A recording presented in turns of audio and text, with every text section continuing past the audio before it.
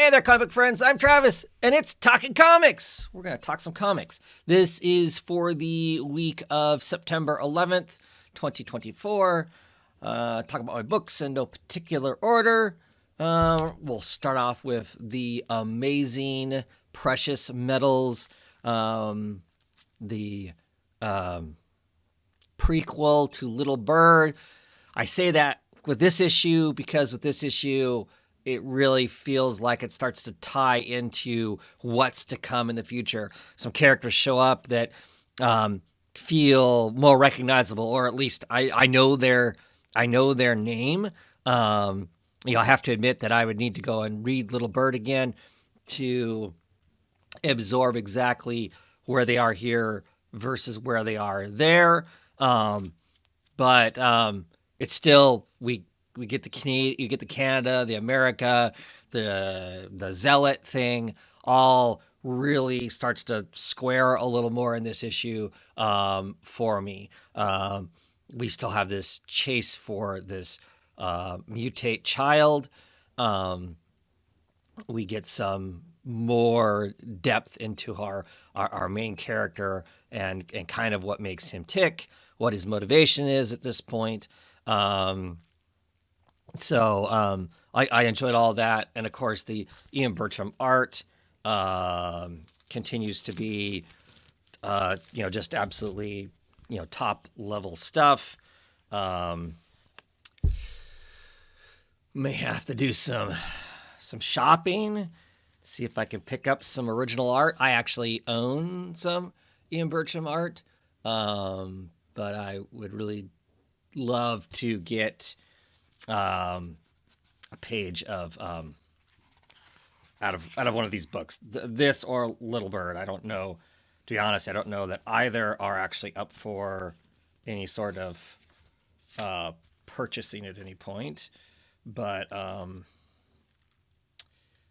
yeah, I just really dig the book. So yeah, it's just got some really cool visuals in it. They're just absolutely striking. So very excited about the book. This is issue 4. I don't know how many issues this is. I guess I don't particularly care. I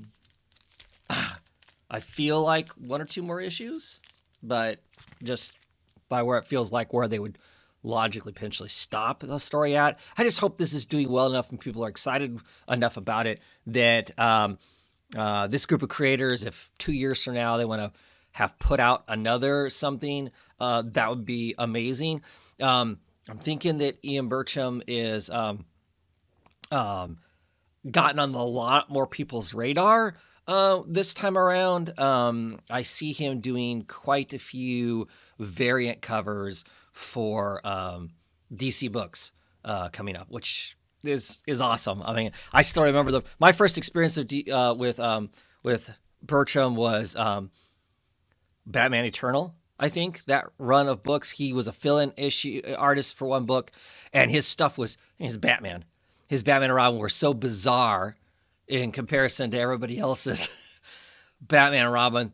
I just remember everybody across the internet kind of losing their shit over it. I did video chats with people. You could probably go back and find them where people are like, "Well," and I really liked it, and I loved it even more because other people lost their minds about it. That just made me like it even more. So I was kind of excited for the artist and now to see what he's doing and whatnot. Now, I am not a variant cover person, but I'm going to do some serious thinking. There are some books coming up that I'm going to get some new books coming up. And if it looks like he's doing all of the variant covers, like if it's a 5-issue miniseries and he's going to do a variant cover for all 5 issues, I may spend the money and get the variants. Like I said, normally I do not do that. I think the whole variant cover thing is an aberration that hurts comics, the direct market, more than it helps the direct market. Happy for the artist to get paid to do the extra work. I just don't know how that how the effect it has on shops and stuff. But if he, yeah, I may pick up those versions though. Break my, I don't do variant covers for that. And next up, we have Dead Eyes.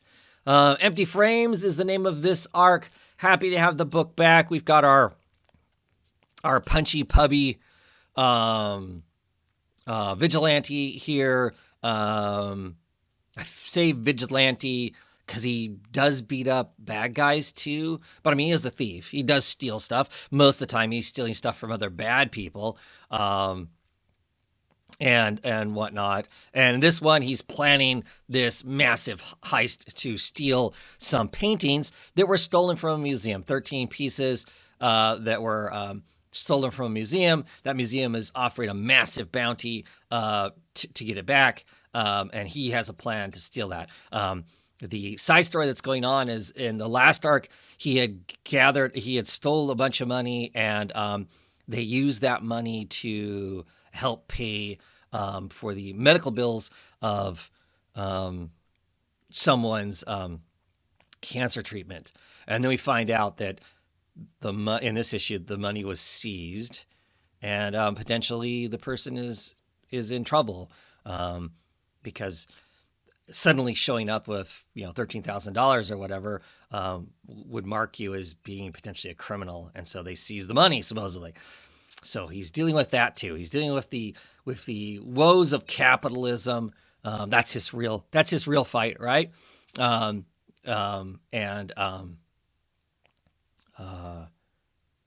going about his business. It's always the last score kind of a deal. I really like the book. I absolutely love McCree's art. Generally, he's another one of those artists that typically, whatever he's doing, I will pick up just because I dig his line work is pretty cool. This is some pretty dark stuff. Let's get to some stuff that's not quite. Anyway, I really like his line work. His characters, his movement, the weight he puts to stuff. I just really, I really enjoy. And like I said, this character is quite the character. I liked it better when his name was Dead Rabbit, but I get why they can't do that. So yeah. Happy to have it back. It's going to be a fun romp, I am sure. Let's do it. Okay, issue number 4 of Profane. The covers are amazing. I find the story tiresome. It points out the tropes of noir and noir detective comics. I don't think it plays with them well enough for me, because I feel like that's the intent of the book. Now I'm not sure that it makes it there. Our main character, they are attempting to make him more than the basically one-dimensional character from the book. I don't know that it really is. And maybe that's because the narration is delivered largely in the flat of that. There are elements in here that I do like. The scene with Honor Death, the character is named Honor Death. I like that. I like her part. Right now, these characters they're from a book, and they've made themselves into the real world, so they're part of the real world. And they're dealing with real world things because the author that created our main character has been killed. They're trying to figure out who did that and get things squared away. I'm not even sure why they're trying to figure it out, other than that's what you do in detective comics at this point. Yeah. So the more I think about that, that's kind of an odd thing too.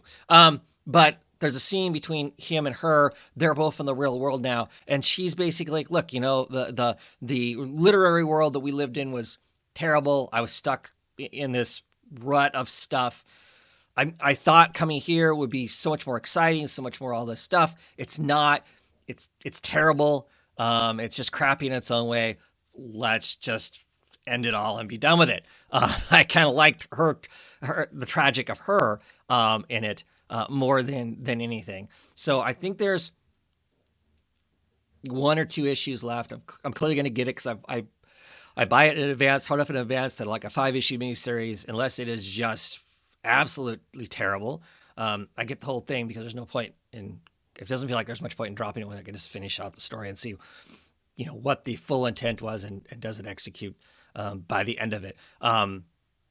But I continue to pick up Peter Milligan books. A big fan of his. I try everything that comes out. Some things hit with me and some things don't. This, by and large, doesn't. Real Fernandez does the art on it. He's a fine artist. I'm just not excited by what it is, I guess. Or in my head, I want it to be something else than what it is. And obviously, read what the writer writes for you, not what you want it to be, right? Department of Truth, issue number 25. We kind of finish telling the story of the assassination of Kennedy. Great cover there with our lady in red, who is the devil, who is the manipulator of time. I mean, there's just a lot of things you could call this person because the book, The Department of Truth, deals in stories, and whoever tells the most powerful story basically controls reality, it seems. I love that idea. That's one of the things that super excites me about this book in general, just the whole get the collective consciousness believing something, and then it is. Whether it actually works itself into actual physical existence, talking our reality here, but you talk about Bigfoot enough, Bigfoot exists in some fashion or another. Anyway, this finishes out the Oswald and where he's at, where he comes from, explaining all of this to Cole, our kind of character that initially this whole thing is told around, an FBI agent who's been folded into the Department of Truth, telling to his reporter boyfriend. Is he a boyfriend or fiance or husband? I mean, they're living together. I can't remember now off the top of my head which he is. Trying to convince him this is all this stuff that happened, and really this is the story you should tell, and you shouldn't tell this other story, kind of a thing. And by the end of it, it's interesting. Supposedly we've gotten the truth. We've it's kind of leveled at us that we've been told the truth, because at the end of it, the Russian equivalent to the Department of Truth, Ministry of Lies, is that what they are? I'm trying to draw a blank off the top of it. They are basically saying, really interesting that Lee Harvey Oswald's answer to what's currently going on is to tell the truth. That's interesting because she's in this version of the story. So really, really cool. Always really enjoyed the book. Martin Simmons' art always is just stellar. So I am very much curious to see. Oh, there's a picture of Mothman. They basically bring Mothman into existence.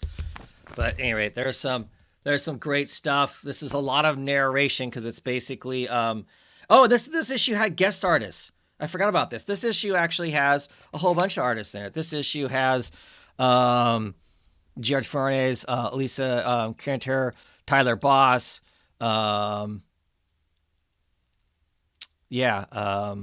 it's got a bunch of, because as they're going through time, telling us this stuff, Mr. Smith goes to Washington. And so we kind of have this whole kind of, this is kind of what's going on. So we got some short art there. There's our Lady in Red. And then we get some other style art. And then we get some more styles of art. So, and then of course back to Seven's art, which is awesome. But I have zero issue with this being largely narrated visually. It's gorgeous art, and just kind of, like I said, it lends us to whatever's next. I'm assuming issue 25, probably going to see a healthy break again, maybe. Maybe not. And then we're going to move on to what's next. What's the reporter going to do? And does the reporter live? That's the other thing. And what is Cole going to do now that his, significant other has basically said, look, I need some separation from you because this is crazy stuff. So looking forward to seeing always what's next with that. Then next up we have Galaxy of Madness, issue number 3. Love this book. Michael A. Von Oming's art in it is just firing all cylinders. Wonderfully colored by Taki Sama. I think that's his wife. Not that means anything, but there's just some wild panels. If you happen to have read Cave Carson Has a Cybernetic Eye and you like the visual look of it, you'll like the visual look of this. It really lets Oming do what he does best by putting out these kinds of panels and storytelling and visuals and stuff, which is just really cool. The story itself is really cool too. We've got these kind of space archaeologists chasing down this mysterious lead that they've got, going to a planet that shouldn't exist, that mathematically shouldn't exist. And they get lost, but the ship finds where they need to go, get to the planet. The planet's like all wrong, all freaky. They meet kind of like a sage person that's there who delivers some sagey type things to our main character. And then her kind of quasi father figure, captain of the ship, does a number on some stuff. So who knows what's going to happen next? He's hiding a lot of secrets from her. I just love a lot about the book. I love the language in the book. Their spaceship runs on mathematics. You throw out all these kind of wonderful conversations about are the decimal points lined up, and just all this kind of Euclidean geometry type thing in it and whatnot, which I think is really great. I'm really excited for the next issue because the next issue has, I think, this lady here who's kind of she's a monk who's been thrown out of her monastery for burning it down. I think her people are going to show up in this next issue, and she's pretty cool. But just really Mad Cave comics, just really digging this book. Written by Magdalene Visigo. Yeah. Someday I'll write down phonetically how to say everyone's name before I do one of these videos. But yeah, happy to have tried this. It's kind of a cool romp, and like I said, really visually stimulating. I really like it visually. It is cool stuff. And finally, this time, we're going to talk Time Waits. Always a wraparound cover with Distillery Books. This issue... Oh, the other thing about these things, these covers always have some kind of relief on them or something. You can't... I don't know. You probably can't see that on my camera, where the W crosses the gun there. It's lifted. So that's cool. I mean, and it's... shiny in some places and flat in other places. All quality work for these oversized books as far as production goes and whatnot. The book is written by Chip Zdarsky and David Brothers. Marcus Tu on the art. Matt Wilson doing the coloring, and I believe Marvin Sinpar is helping on coloring. No, Matt Wilson. Marvin Sinpar is on illustration, so I'm not sure exactly where he works versus where Marcus Toe works. I don't know, to be honest. but Maher does the lettering on it. So this is a action book. It is like an action movie. It's basically that equivalent. And I think that was the intention of the writers. I've not seen Chip talk about the book at all, but I don't think I actually follow Chip anywhere now. But I've seen on social media, David Miller's talking about the book. They wanted to, kind of do a, an action type book. And this is definitely that. Basic premises are our main character here, Blue, was part of a squad, some sort of a military squad that goes back in time to retrieve some stuff. It goes really bad. He stays behind while some of his brothers in arms here go back, and now they have come again to mess him up and get some seeds. Some seeds is what they're about. Blue, being in our time, is suffering from time sickness, so he gets the equivalent of basically migraines. He gets massive flashbacks a lot. He passes out and loses time. And when he loses that time, we generally get to see a flashback of something that's happened in the past to inform us of where he is at now. All great devices to tell the story. We have no idea how far into the future is this stuff. We're not sure why they're after seeds. There's some good moments in here where they're doing the hit on the place to get the seeds, and some events happen, and one of these gunmen wonders if they're the ones that started this event, because they know they've got X amount of time before this building burns up. We also, in this story, there's a sheriff in here who is married to Blue. They first meet when he rescues somebody from the burning building that they were trying to find these seeds in and whatnot. Don't know how much time has passed between the events. We don't know how far into the future our other our armed men come from. It was a non-sanctioned job, we find out, for whatever that truly means. But they come after him, and they're willing to hurt him and whoever else to get what they need and what they want. So lots of action and mayhem ensues in the book. Yeah, I enjoyed it as far as just a straight action sort of a thing.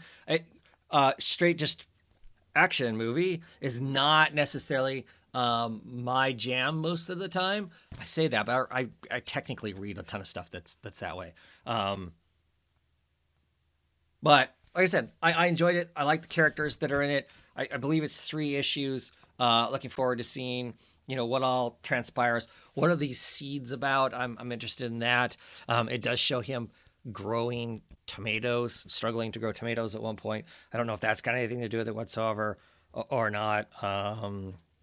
They put a lot of energy into this whole adopt foster kid potential story here. So we'll see how that plays, or if that just gives us, the readers, something more to worry about, because there is this foster child in the mix of everything else that's going on.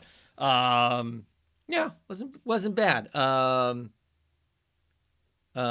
lot of the distillery books have felt kind of out there. I mean, kind of looking at some crazy stuff, a little more old schoolish here, a little more on the Vertigo side of stories, kind of a thing, as far as not doing the standard beaten path sort of a deal. I mean, it is, White Boat it's horror, giant tentacles or whatever, but it feels more left of center as opposed to center, and this feels very center. That's not a bad thing. That's just thinking about all the distillery books I've read so far. This one feels much more conventional versus the other ones that have been more unconventional. And that's it for this time around. Did you read any of these books? What'd you think? I mean, I've talked to some of you on some of your videos that have read these books, but I haven't gotten to everybody's videos yet. But I will. I try to get my books read before I watch all yours videos. Not that everybody thinks being spoiled, but just to y'all put thoughts in my heads before I get my own thoughts about stuff.